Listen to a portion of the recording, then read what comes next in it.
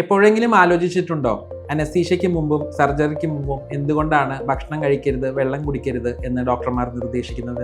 Hi, I'm doctor Ranju Jayaprakash, senior consultant, department of anaesthesiology and critical care, GEM hospital, Thrissur. ഒരു രോഗി സർജറിയുടെ ആവശ്യത്തിനായി anaesthesia ഡോക്ടറെ സമീപിക്കുമ്പോൾ നമ്മൾ അവരുടെ ഡീറ്റെയിൽ ഹിസ്റ്ററി എടുത്തതിന് ശേഷവും അവരെ എക്സാമിൻ ചെയ്തതിന് ശേഷവും ഫസ്റ്റ് ഇൻസ്ട്രക്ഷൻ അവർക്ക് കൊടുക്കുന്നത് അവരുടെ ഫാസ്റ്റിങ്ങിനെ കുറിച്ചാണ്.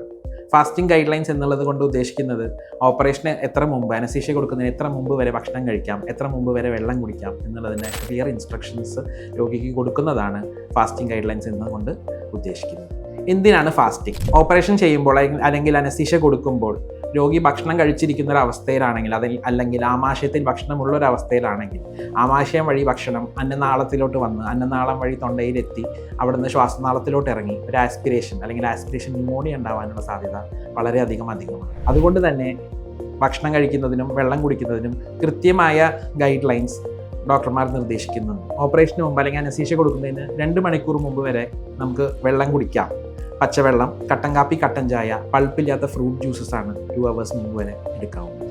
കൊച്ചുകുട്ടികളാണെങ്കിൽ 4 hours മുമ്പ് വരെ ഫോർമുല ഫീഡ്സ് അല്ലെങ്കിൽ ബ്രസ്റ്റ് മിൽക്ക് എടുക്കാവുന്നതാണ്. 6 മണിക്കൂർ മുമ്പ് വരെ ലൈറ്റ് ഫുഡ് എന്നുള്ളത് കൊണ്ട് ഉദ്ദേശിക്കുന്നത് ബിസ്ക്കറ്റ്, ബ്രെഡ്, ബണ്ണ്, റസ്ക് മുതലായവ.